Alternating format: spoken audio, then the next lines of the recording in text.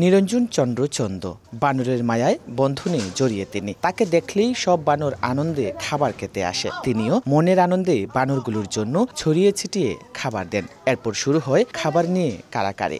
এটা একটা অ্যাওয়ারনেস তৈরি করার জন্য যাতে লোকজন এখানে আসে। আমার কাছে মনে হয় যে যদি মাসে একবার, দুইবার, তিনবার, চারবার না আসি, মনে হয় যে একটা কিছু আমি মিস করছি। মানে এদের সাথে আমার একটা সম্পর্ক হয়ে গেছে।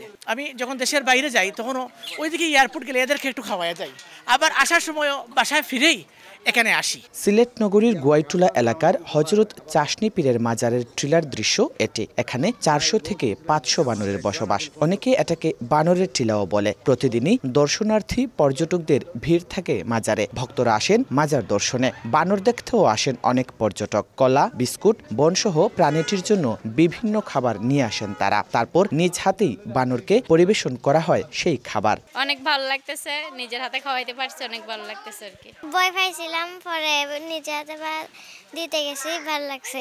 তবে খাবার না পেয়ে মাঝে মাঝে হিংস্র হয়ে ওঠে বানরগুলো। আক্রান্ত করে আশেপাশের বাসিন্দাদের, ঘরে ঢুকে ছিনিয়ে নেয় খাবার, কাপড় চোপড়। বানরগুলো যখন খাবার না পায় তখন খুবই অশৃঙ্খল করে এবং এলাকার অনেক মানুষের ছাদে কাপড় টাপড় লাল এগুলো নিয়ে যায়। খাবারের জন্য ওরা নিজেরা মারামারি করে, উত্তেজিত হয়ে অনেক সময় মানুষরাও কামড় খামসা দিতে আসে। অনেক সময় দেখা যায় যে রাস্তায় যে মানুষ যখন চলাচল করে তখন খানির ব্যাগ অনেক সময় অনেকের হাতে থাকে, ওইটা অনেক সময় ঝাপটা মারে। টিলার গাছপালা কেটে সাবার করার কারণে আবাস সংকটে পড়তে যাচ্ছে এই প্রাণীর। এছাড়া ফলদ গাছ না থাকায় খাদ্য সংকট তো আছেই। এজন্য সরকারি সহায়তার আশায় মাজারের দায়িত্বরত মোতোয়ালি। কিছু ফলজ গাছ ছিল, এগুলা মনে হয় কিছু দখলদার গাছপালা রাতের আধারে কেটে ফেলে জঙ্গলগুলা বিলীন হয়ে যাচ্ছে, যার জন্য বানরগুলো অনেক সময় লোকালয়ে চলে যায় এবং শহরের বিভিন্ন জায়গায় চলে যায়। এই যার জন্য এগুলো যদি সরকারি উদ্যোগে কিছু গাছপালা রোপণ করে এবং মাজারের সীমানাটা নির্ধারণ করি, বানরের একটা স্থান নির্ধারণ করি,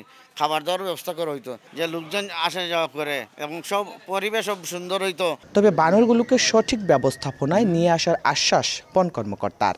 মাজার কর্তৃপক্ষের সাথে আলাপ করে আমরা যদি ওখানে ফলজ কিছু বৃক্ষ লাগাতে পারি, তাহলে তার আবাসস্থলে যে সংকটটা এটা হয়তো কিছুটা দূরীভূত হবে এবং তার সাথে সাথে খাদ্যের যে সরবরাহটা সেটাও কিছুটা নিশ্চিত করা যাবে।